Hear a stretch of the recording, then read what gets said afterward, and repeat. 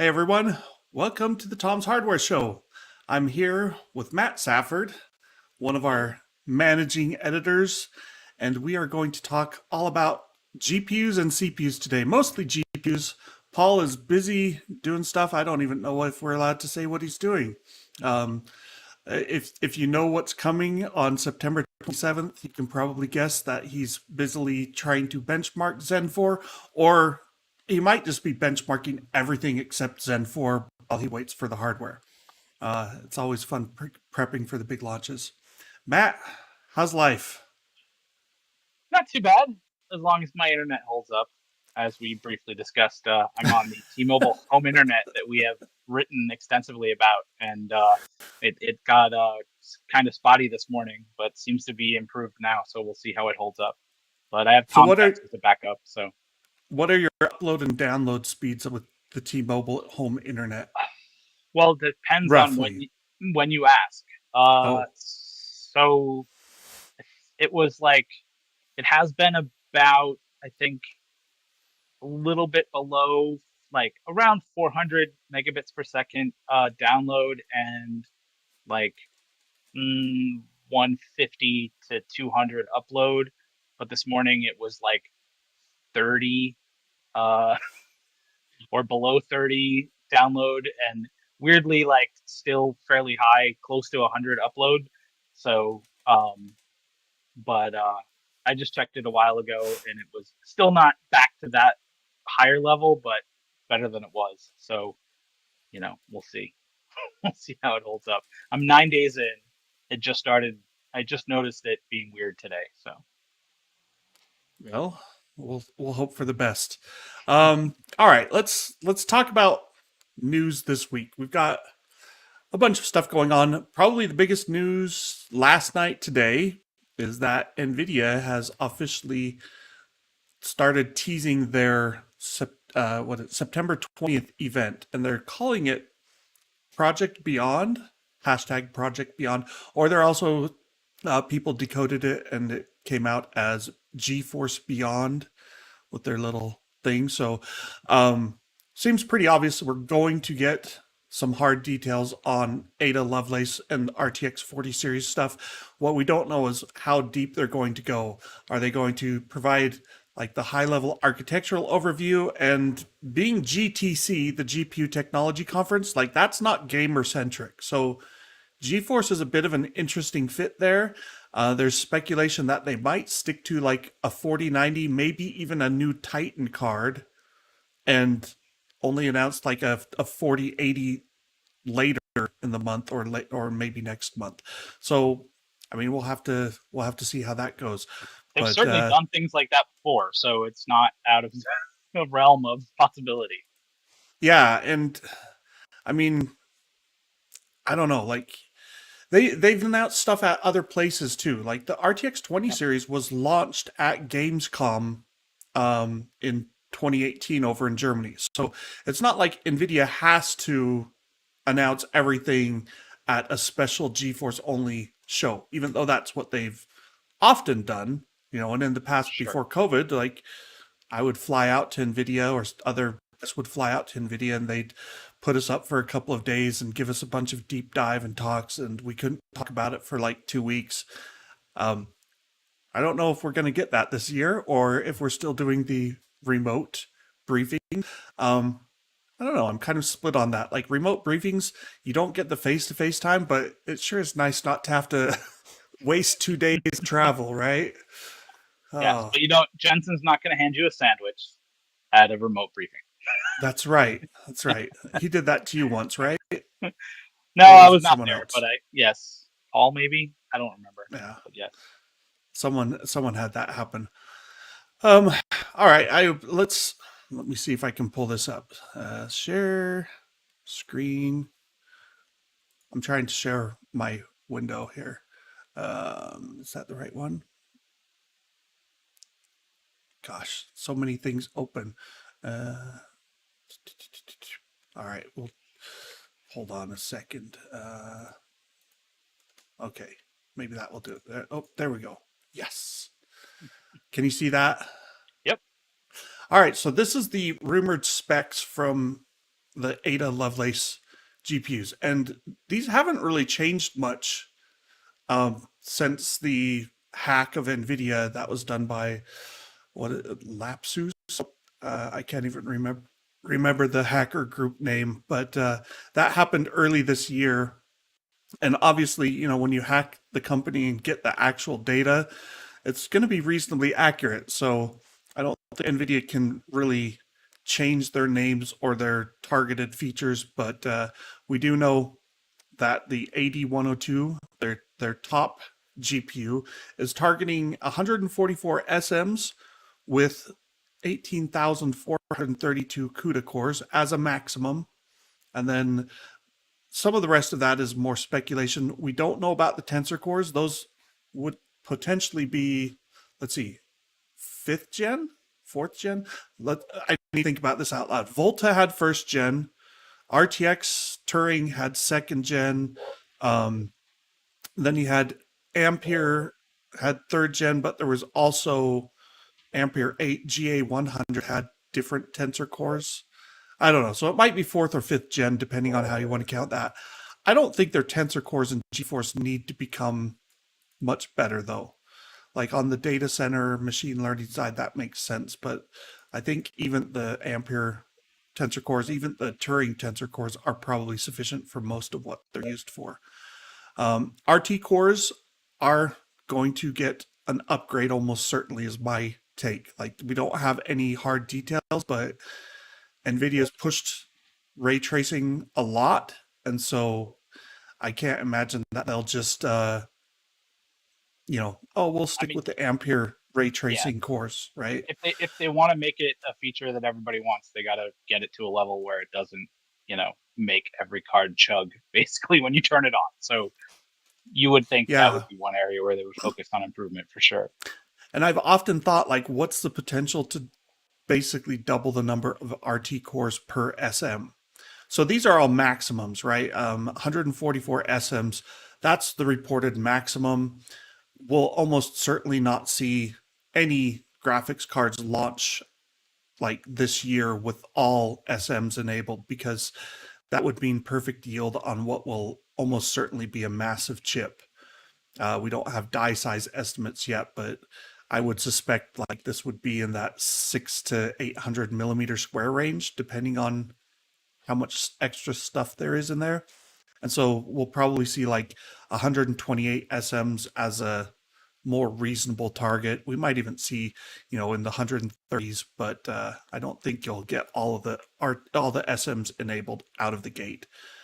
Clock speeds, these are all just placeholders because we don't know. This is kind of like what we've seen in the past from Nvidia, and 1.6 to 2 gigahertz.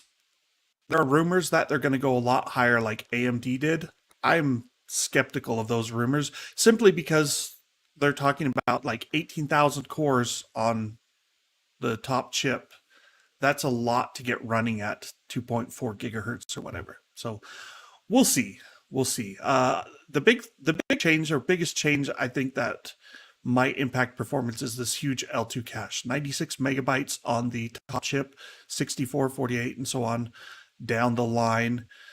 We saw what Infinity Cache did for AMD, and traditionally NVIDIA's had better memory interfaces and such than AMD, so they might be able to do even more with the cache, memory compression and whatever stuff. Again, we don't know. It's all speculation, but I think even though we went from like 10,000 cores on GA102 to potentially 18,000 cores on Ada, I think the increase in core count will be like the bandwidth will be made up for by having all of this L2 cache. And let's see, going down the line, so the first column is the one that we expect to launch this year. Honestly, I don't think we will see AD 103, 104, 106, 107 until like next year sometime. So, gotta have something keep that for in mind. CES. Yeah, they'll probably launch like 8103 will be at CES, and then 8104 could also be CES because that's still going to be a high performance chip. That would probably be in like a 4070, maybe 4060. The 106, 107, those are a little more iffy. Like if it's replacing like the 3050 with 4050.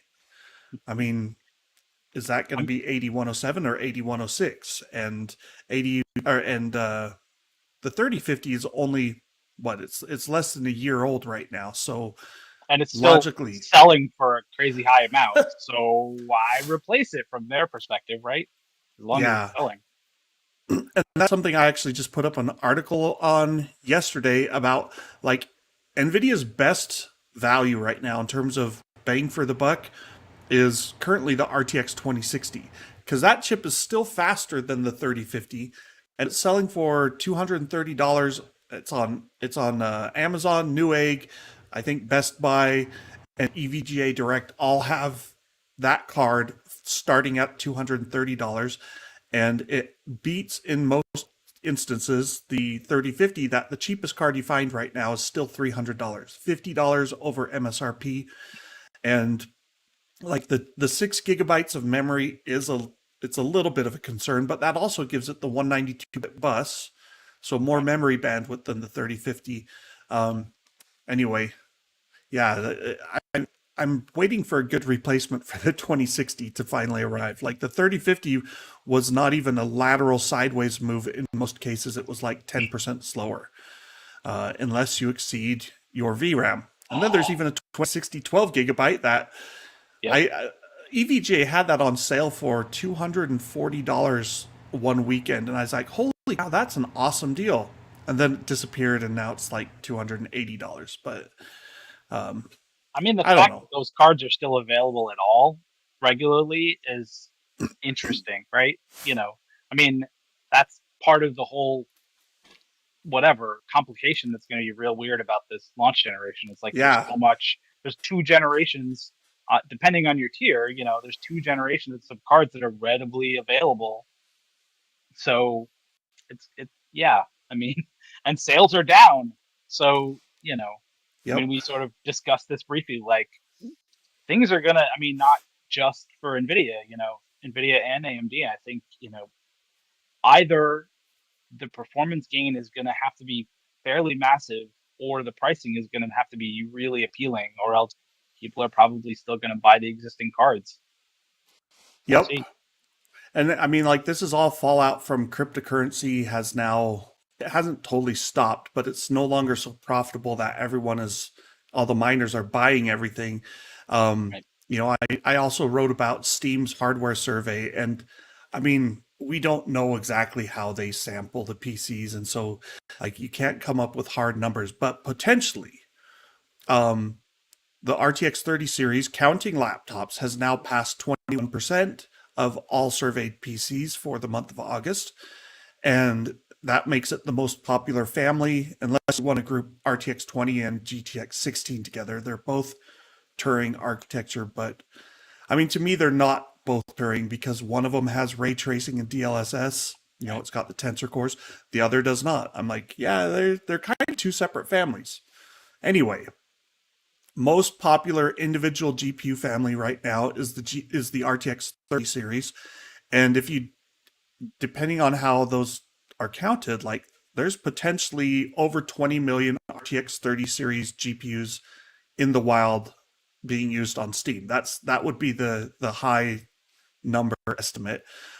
I remember like 2 years after RTX 20 series launched, Nvidia made a big deal saying there are now 15 million RTX cards in the wild, meaning sold to consumers. And I was like 2 years later, and you're only talking about 15 million? Like that didn't seem like a lot. So if we're 2 years after RTX 30 launch and they've sold over 20 million, that would be really good, especially since if those are Steam hardware's numbers, there's probably at least 50% more than that sitting in the mines, Yep. trying to find cryptocurrency. So Or currently waiting on eBay for someone else to yeah, snap them up. trying to.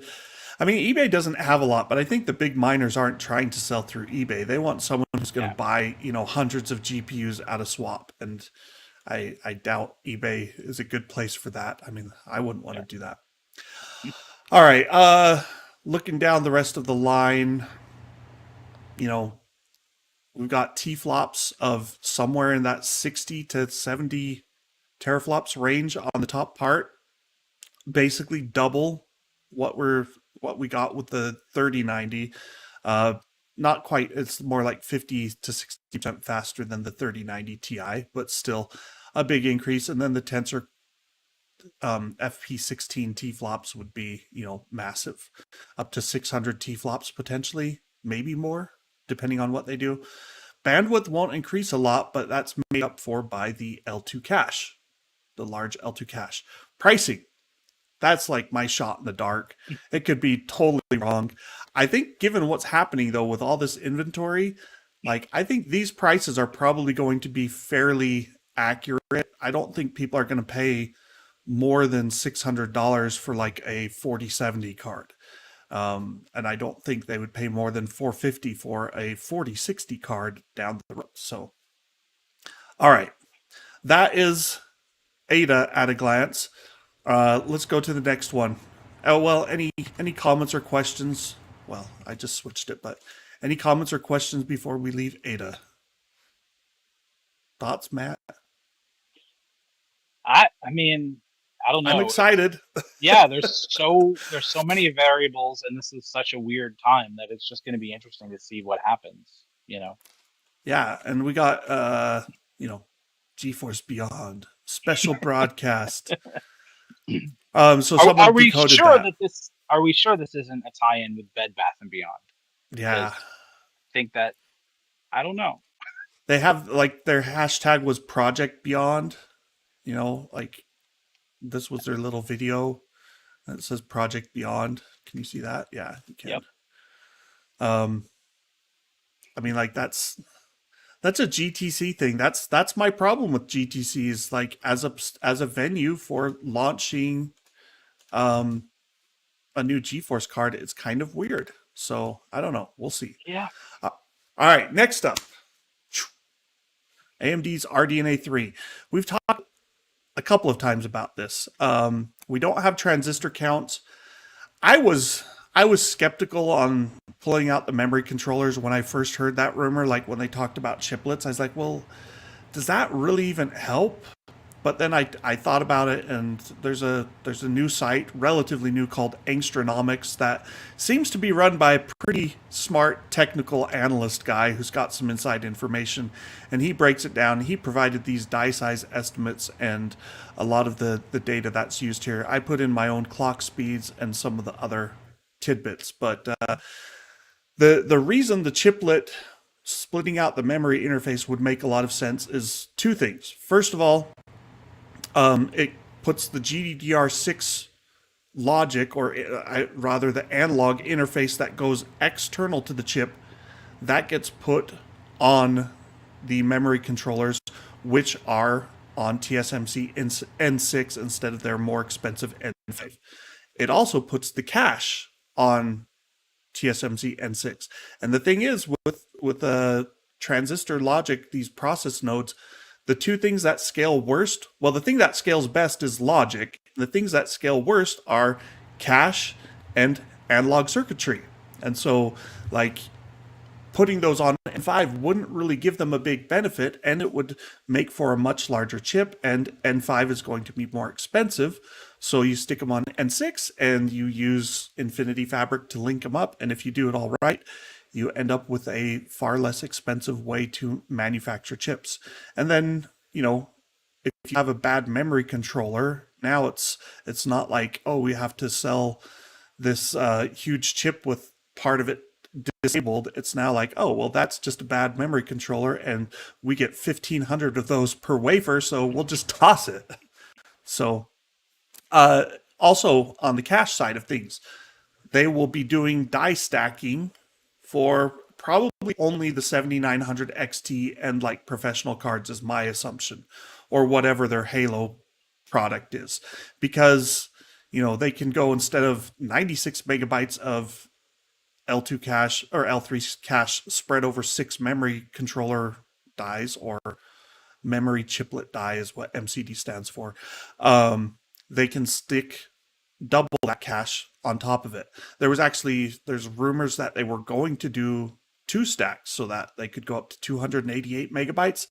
I think they still could, but the word is that they won't, because they discovered that the gains weren't very big, and that would make sense because you double your cache size, it actually usually increases latency, and you don't get that much more cache hits once you go beyond a certain point. So going from 192 to 288, maybe we'll see it on the professional space somewhere, but I suspect we won't. Or you need to go somewhere eventually for a 7950, right? Yeah, yep. So down the road, a year later, Yep. 7950 XT with 288 megabytes of cache. I mean, I think prices on the top card could be higher than we've seen from AMD in the past if they're competitive. And this is where it gets interesting. So let me point out here, we've got 12 288 GPU shaders compared to 5120 was what they had on the 7900, 7950. So they're increasing by almost 2.5 times. Like, that's a huge jump in shader cores. It's what Nvidia kind of did with Ampere, and they did part of it with Turing, where they added a separate integer pipeline, and then they made that separate integer pipeline into a full FP32 pipeline. But it's not out of the realm of possibility. And so if we look back and forth here, scroll back up just so, yeah.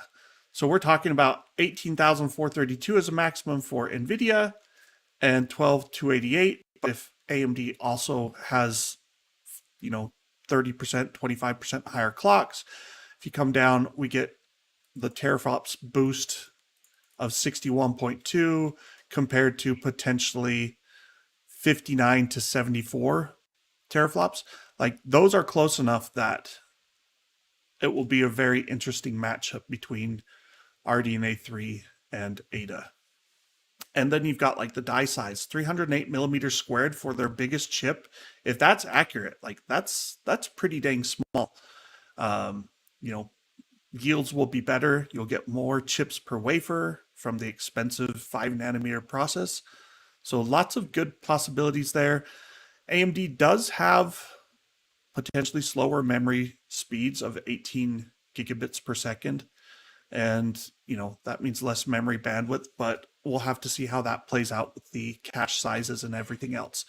Power, shot in the dark. I mean, there's hints that they're going to go well above where they are right now. And I've seen 6950 XT cards, like the MSI card was pushing 450 watts. So I totally think that's possible that we will also see 450 watts from AMD's top SKU. I'm not sure that we'll actually see NVIDIA do these 600 watt cards that will have been rumored. I think that will end up being their partner cards more than NVIDIA itself. But I mean, they could. It all depends on how much they feel like they have to push things to maintain an edge, right? Yeah. See that on the CPU side too. Yep. An easy way to go is more power. So yeah. And more power means you can run out. It's kind of tied to clock speed. Like, if you increase your voltages and you increase your clock speeds, that really increases your power. But conversely, having a higher power limit means that you can increase your clock speeds and voltages. So, how much do they need that? How much will they do it? I mean, it's going to depend in part on how competitive they think AMD is. And the same goes for AMD. How far will they push things? It will depend on how competitive they think NVIDIA products are going to be. AMD's RT cores, I think, are an easy place for them to, I call them RT cores, ray accelerators. I think that's an easy place for them to make some improvements. So, and the a place current, where they need to if they want to become more competitive. And this is interesting.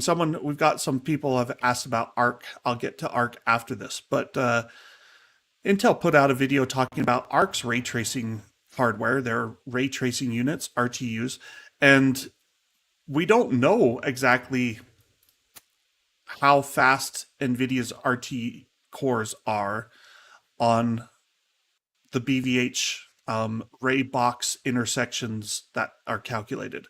What we do know is that AMD's peak rate of ray box intersections is 4 rays per, or 4 calculations per ray accelerator, and those are actually done using the texture units. Like the texture units were tweaked to allow them to do the BVH ray box intersections.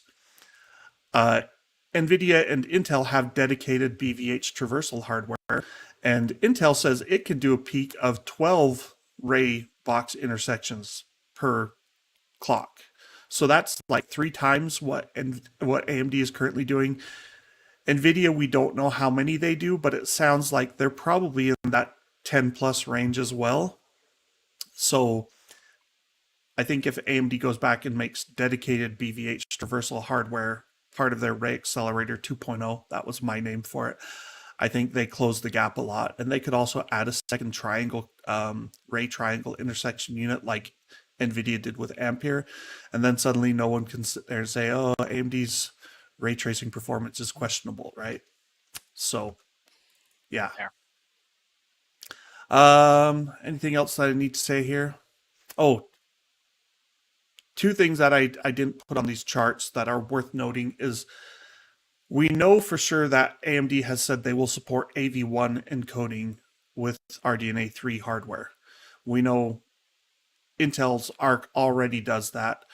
I suspect Nvidia will add AV1 support as well. They haven't announced it, but that seems reasonable. So someone here, Ahmed Shariar, says, how about ARC A770, A750? I'll get to those in a second. Will NVInc support be like ARC's quick sync encoder? That would be my assumption, is that they'll all be a lot closer to parity on their video encoding and decoding this next generation. Intel is currently ahead. Nvidia's is better than AMD's. We'll have to see. Maybe AMD will make some improvements in their video encoding quality as well. Someone also says, AMD RDNA T GPUs and Zen CPUs have frame dips problem in multiplayer games. I mean, I'll take your word for it. A lot of those problems are very game specific and even system specific. So your motherboard BIOS, your type of memory, your type of storage, are you using the latest drivers? Did you clean out the drivers? Do you have other applications running? Like, these are all things that can be a factor. RDNA 2 is supposed to run better on Zen 2. RDNA 3 might run better, or not Zen 2, Zen 3. RDNA 3 and Zen 4, like that's obviously where AMD would like you to buy, so it will be interesting to see what happens there. As far as release dates, I didn't really talk about those. We do expect RDNA 3 to launch this year, probably in November, based on what Lisa used at her last statement, where they showed off RDNA 3 running Lies of P, and she's like, yeah, come this year. Well, if they showed prototype hardware and that's all they showed, it probably means 2 to 3 months out, which puts them in November. Nvidia, conversely, Nvidia, I don't have their release dates. I expect Nvidia will have their first cards will arrive in October. We may see them launch like a 4070 and 4080 before the end of the year. Not sure about that. And then anything, and they might do, like, we've got 4090 Ti or 3090 Ti, 3080 Ti, 3080, 3070 Ti. Like, everything has a Ti now except for the desktop 3050. And so potentially Nvidia could be like, oh, well, we'll launch the Titan and the 4090, and then we'll do a 3080 Ti and a 3080, and we'll stop there. Like, who knows? We'll find out. And will they do mobile versions? I mean, if they're increasing power a lot, that's like the anti-mobile graphics chip. Sure. Like I remember with, I think it was Pascal, Nvidia made a big point. They're saying, and we're launching mobile and desktop at the same time. Isn't that great? And they're not going to be like dumbed down chips. The laptop chips will be the same chips as desktop. And I was like, yeah, that was great because I covered laptops at the time. Well, that lasted until RTX 20 series because, the 2080 Ti and even the 2080, they were hard to fit that full level of performance into a laptop. We did eventually get 2080 Super laptops, which I think used the Turing TU102, the bigger chip. Maybe it's TU104. Anyway, I'm curious what they'll do with laptops. All right, that takes care of AMD and Intel and Nvidia. Last up on the list, I'm just scrolling through. Here we go. Arc, yay! Arc 380 is out. Arc, oh, I need to update that. It shouldn't say 550. That should say 580. 550 is a wrong name. Arc 770, the A770, and A750.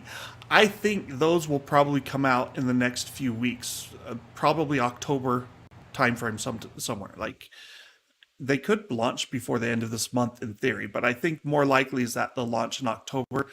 They are, busily patching and fixing drivers. Actually, there's an interesting story about the drivers that I heard or read from Charlie Demerjian. I don't know if I pronounced his last name right, but he runs Semi-Accurate. He's known for being like the ultimate anti-NVIDIA, anti-Intel writer, always bashing on them.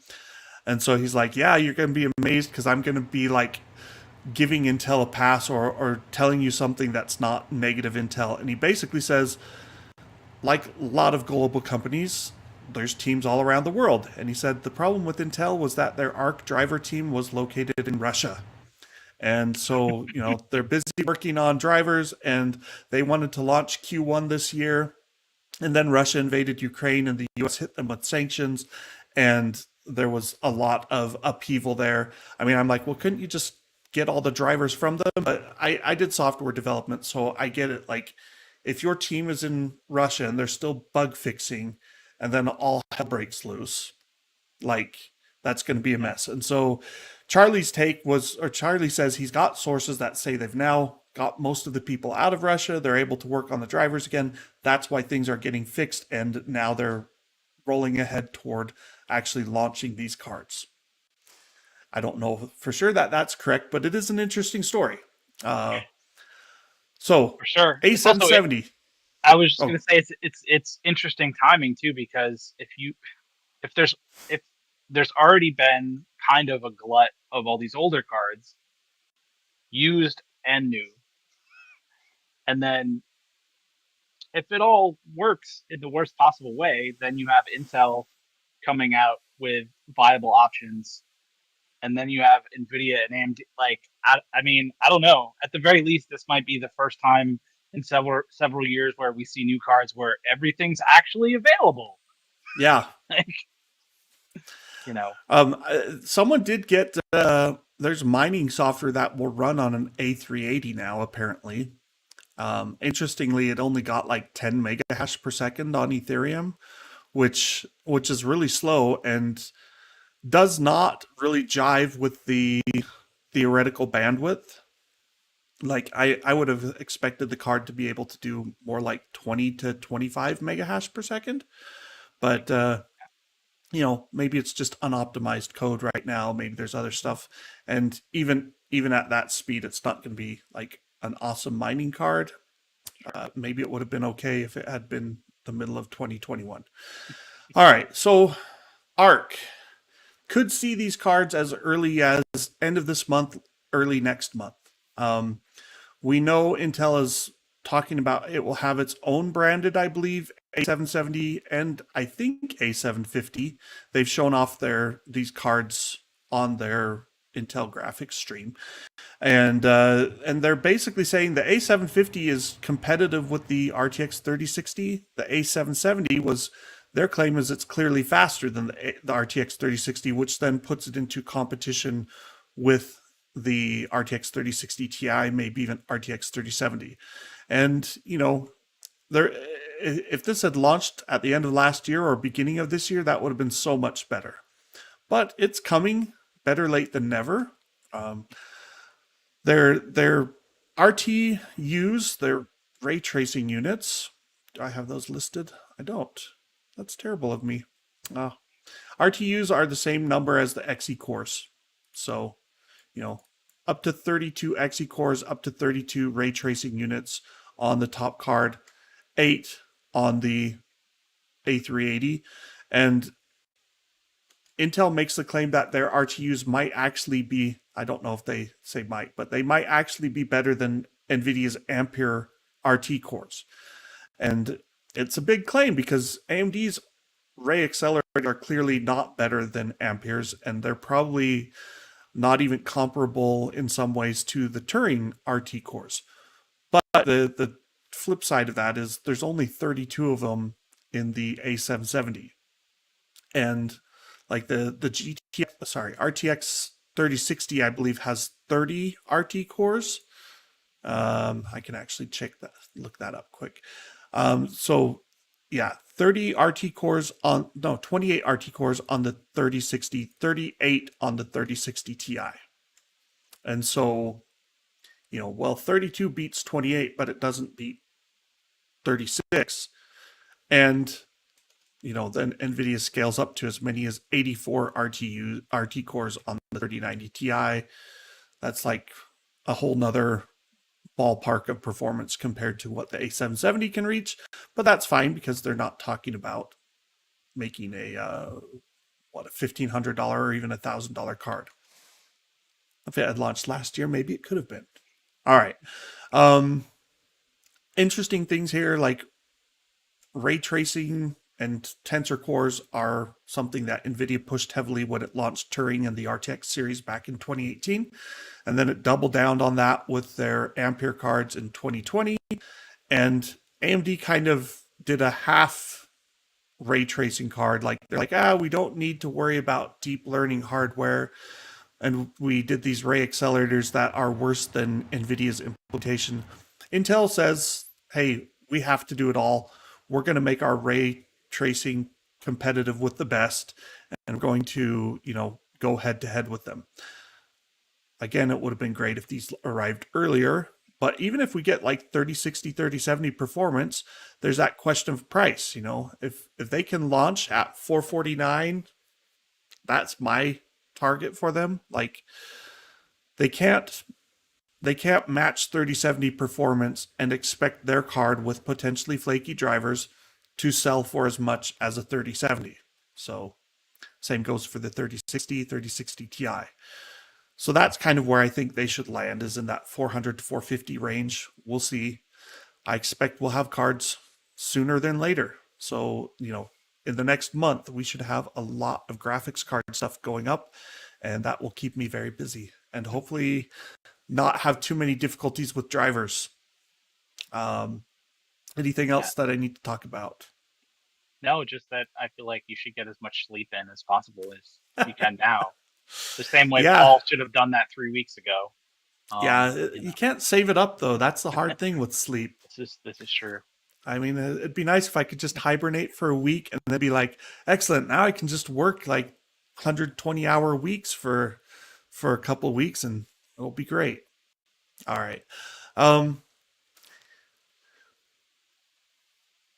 Arc is the wild card of these. Like we really still, even now, don't know what to expect. Some of my information on this slide is still wrong. Like I think they've said that there will be 8 gigabyte and 16 gigabyte A770s. I'm not sure if there will be 12 gigabyte A750s or if someone said they might only be 8 gigabytes. I'm trying to figure out what's happening there, but I really hope we can leave the 8 gigabyte realm behind. Like that seems to be like a mid-range card now at best. And so, 3060 has 12 gigabytes, 6700 has 12 gigabytes. I hope the 750 has at least 12 gigabytes, but we shall see when the full specs are revealed sooner than later. All right. That's exciting stuff from the GPU realm. If you've got any other questions, viewers, sitting in there watching us, hit us up and we can come back to these. Something else we wanted to talk about, we can also talk about Zen 4 and Raptor Lake. Zen 4, there's not, we said it all in a previous episode with Paul. Like, it sounds very promising, 5.7 gigahertz, launching September 27th. So this is going to be a big deal for AMD. And they're claiming better performance across pretty much all categories. It's like kind of because all of their comparisons are being done against the existing Alder Lake CPUs. And so Intel is launching Raptor Lake after Zen 4 arrives, which means, you know, even if AMD regains the performance crown in some areas, they might lose it a few weeks later. And Raptor Lake is going to be interesting because it should be a drop-in replacement on Z600 series motherboards with a BIOS update. Or you can buy the new Z790 boards. I don't know what those are going to add to the picture. Like every time Intel price. They will releases, add price. Yeah. Didn't someone say they were doing a $1,300, like MSI has a godlike $1,300 motherboard or something? Probably, yes. Now, it'll be interesting to see how much of that stuff actually sells. I don't know.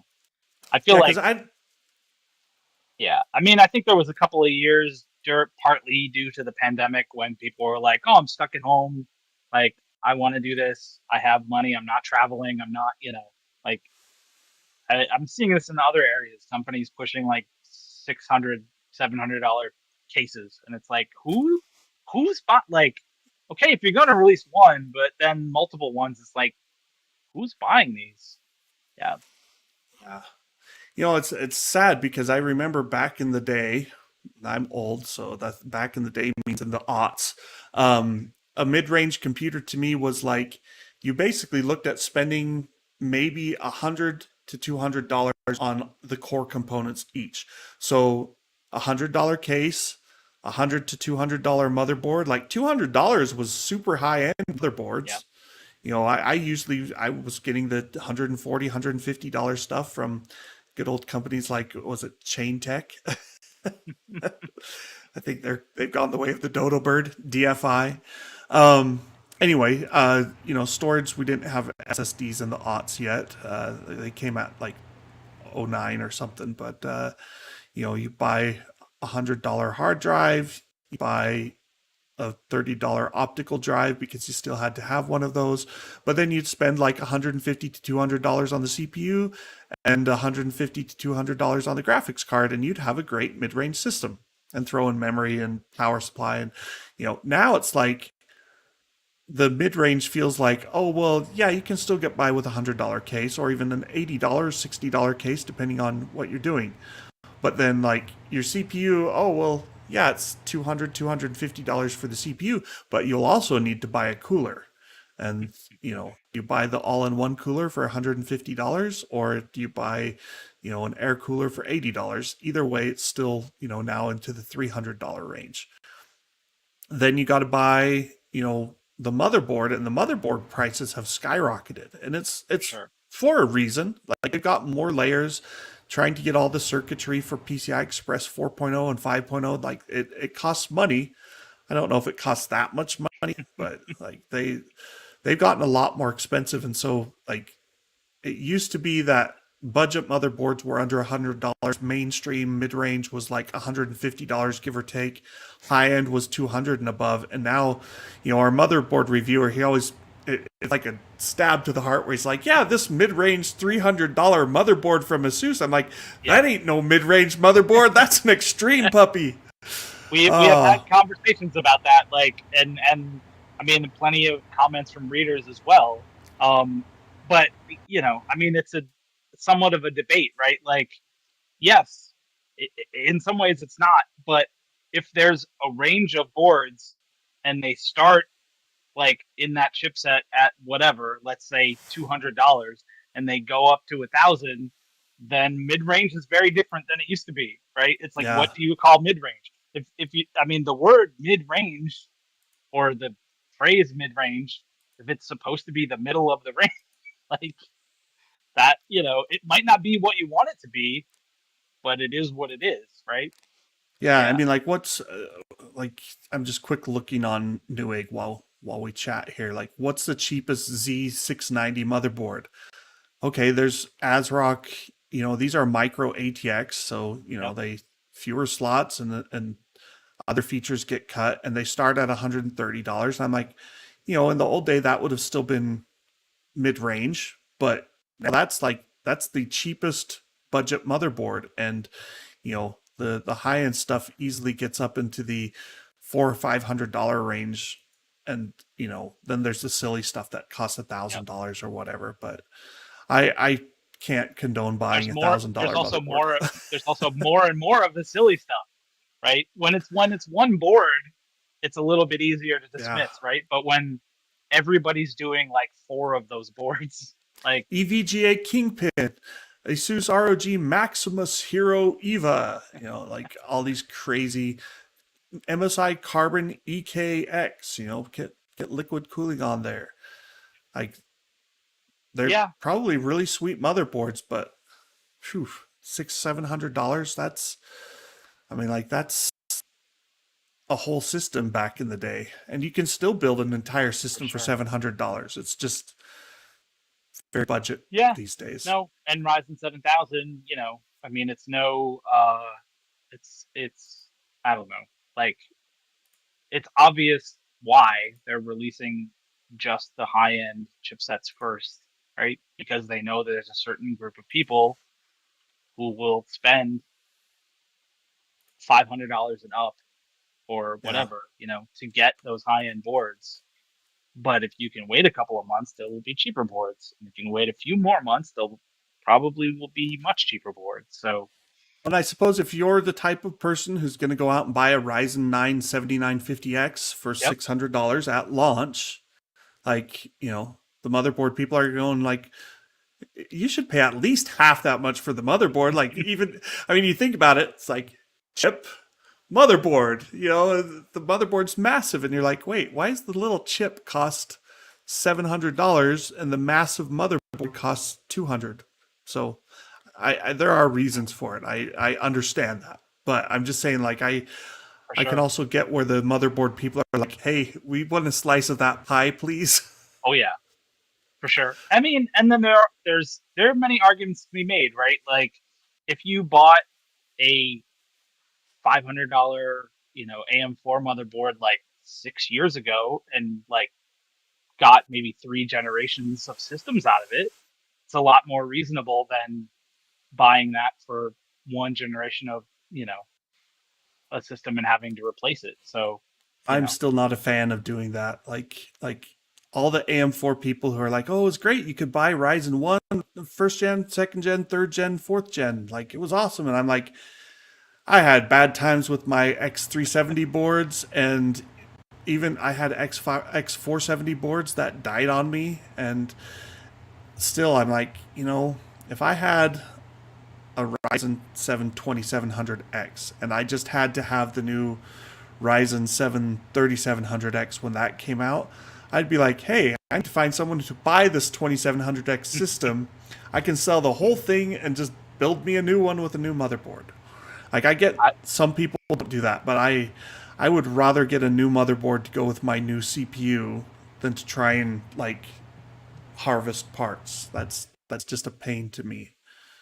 yeah, I mean, and that's why on the other side, why those cheap ASRock boards are nice, right? Like, I mean, I've done that. I think I bought an ASRock B350 and a B450 and a B550 because the three of them together cost less than a high end, X570 board. So, you know, yeah, I mean, I don't know.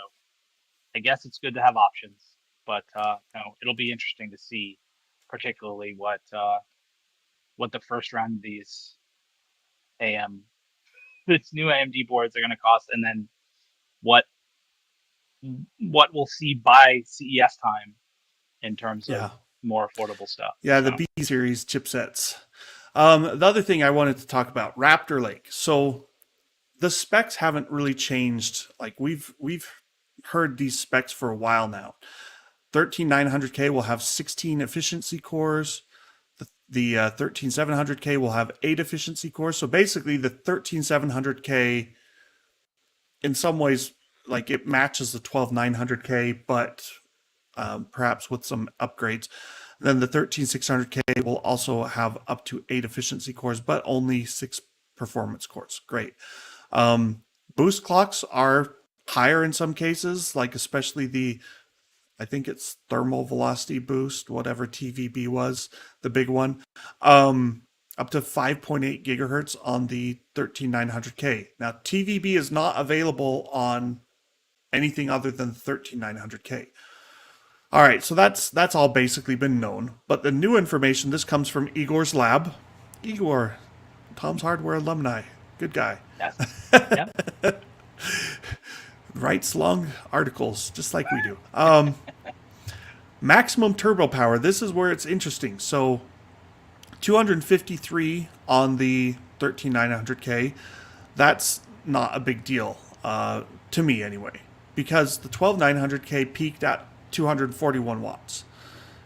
So you're like, okay, well, what is that? 12 more watts, no big deal.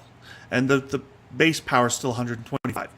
The 13700K, however, has a new maximum turbo power of 253 watts, just like its big brother 13900K.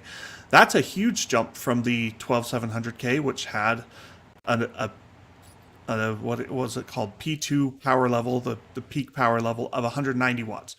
And then that's also the case for the i5. Used to be 150 watt peak power level, and now that's going up to 181 watts. So I mean, it's not that big of a jump, and we've still got the base power. But I think the 12600K, wasn't the base power on that like less than 125 watts as well? Was that a 95 watt? I'm not positive. I'd have to check that I'm out. not positive either, But it's definitely gone up. I remember when those, the i5s were so much lower. Yeah, so I mean, like that's the i7 is a big jump in power, and I think Intel's plan is to stay at those power levels longer. Like that always seems to be the case. Z series chipsets also, like I've had motherboards that they totally ignore the official boost recommendations and they just do whatever the heck they want. And Intel seems to be okay with that. That's another reason why those motherboards are so much more expensive too. The power circuitry and the VRMs Yeah. need to be really beefy to keep that up. Like, yeah. Yeah. So, all right. I think that's about it. So, power going up. AMD's is also going up. Remember, like AMD's higher power level is, I think, 240 something watts, right around where Alder Lake was. Their socket power level is now 170 watts as the base power, and then like they have a name for it that escapes me, CCP2 or something, I don't know, but it's basically PL2 equivalent for Intel, and that's 35% more than their socket power, if I remember right. So like you had the AM4 socket was designed around 105 watt was the maximum TP, which means it could do 35% more than that in spec and go up to 142 watts. Beyond that was not really guaranteed, and that really limited their 16 core performance in a lot of cases. Like you couldn't boost as high. So now they're going to 170 watts, which is like 65% higher than what they were, and they're going to have their PL2 equivalent is 230 watts.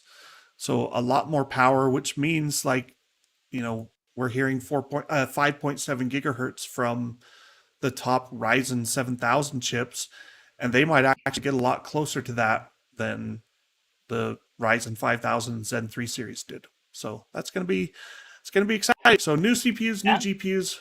It's a And then party for everyone. what's the power going to be like when you overclock these things? Yeah.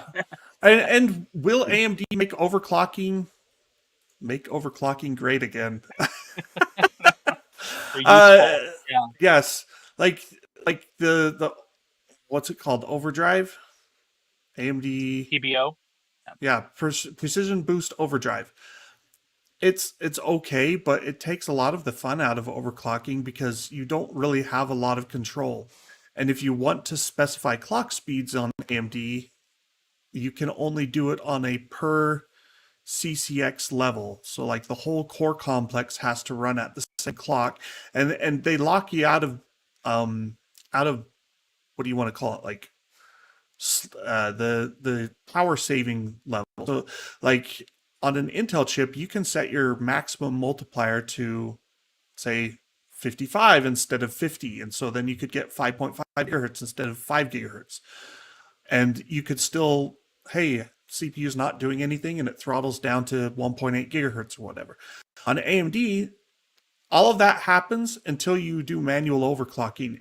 Like PBO still does all that, but as soon as you do manual overclocking, it locks all of that out, and all of a sudden it's like, oh yeah, your whole chip runs at 4.5 gigahertz, and maybe it can't do that. And so you're like, oh, well, now I've dropped into 4.4, 4.3, 4.2, trying to find what you can get all 16 or 12 or whatever cores stable at. And that's a pain, and it's not a good experience. And so most overclocking is like, I guess you just use PBO2 or and call it a day. But yeah. All right. Comment from Maximus Programmer. It could be interesting how Nvidia used two architectures like Hopper for data center and Ada Lovelace for gaming. And Nvidia's been doing this for 3 generations now. So you had Volta came first. That was the GV100, and that went with Turing. And then technically they called them both Ampere, but GA100 is a different architecture than GA102. Like they have different tensor cores. They stripped out the RT cores and they use HBM2 memory, all these changes. And so like really Ampere is still split into 2 architectures. Actually, we could go back to the generation before that. Pascal, their first HBM2 offering, right? That had the GP100 was a data center thing, and it also went into Titan. There was a Titan card with the GP100. Was it called just the Titan? No, Titan V was Volta. Maybe that's what I'm thinking of. Titan V. Anyway, so yeah, they've had this split between data center and consumer for basically they did it in Pascal, they did it with Turing, they did it with Ampere, and now they're doing it again with Hopper and Lovelace. Sometimes they have 2 names, sometimes they didn't, but there's definitely a split. AMD is splitting things too. Just to be clear, they have RDNA and they have CDNA, and they are not the same. CDNA has tensor cores. CDNA is data center focused. It uses HBM2, HBM2E. I think HBM3 is coming on MI300. I'm not positive on that. I'm just speaking off the top of my head. But their data center chips are very much a different beast. And so theoretically, you would think with the chiplet design, that would make that easier for them to diverge, right? Like going forward. So and it does make some sense because there's things that you do on a data center chip that you don't necessarily do on the consumer side. So Intel's doing that too, right? Ponte Vecchio is nothing at all like Arc Alchemist. Like there are some shared design stuff for bits of the architecture, but there's a whole bunch of stuff that is in Ponte Vecchio that won't be in Arc, and there's stuff in Arc like the RTUs that is not going to be in Ponte Vecchio, I don't think. I talked about this earlier, Ramesh. Will the NVIDIA 4000 and RDNA 3 have AV1 encoding? AMD has said that they will have AV1 encoding. NVIDIA likes to be closed-mouthed, and they rarely talk about things in advance of launch. I suspect they will. Like, NVIDIA has had better encoding technology than AMD on its GPUs for many generations. That's just the simple facts. And so I don't think they're going to fall behind. But the interesting bit is Intel's QuickSync video processing is actually better than AMD and Nvidia. So and Intel does know how to do some good things. So it's going to be interesting to see how committed they are to the GPU space in the coming years. Like, we know for sure they're going to move on to Battle Mage. They have plans for Celestial and Druid architectures down the road. I'd be really excited if they can maintain a yearly cadence for GPU upgrades, but I don't think they can do a full architecture revamp every year. That seems too much. And there won't be new process nodes every time either, but do they somehow split chips across, like, hey, Druid will be high end and Celestial is not high end? I don't think they would do that either, but we'll see. I think the big thing for Intel is going to be gaining market share, and if they try with Battle Mage and have something more competitive and still get shut out and no one buys their parts, like, Pat Gelsinger is going to eventually throw up his hands and say, all right, kill the consumer section. So, all right. Well, thanks for joining us. I'll be back next week with something else to talk about, and we'll see what we have then. But y'all have a good weekend coming up, and we'll see you next time.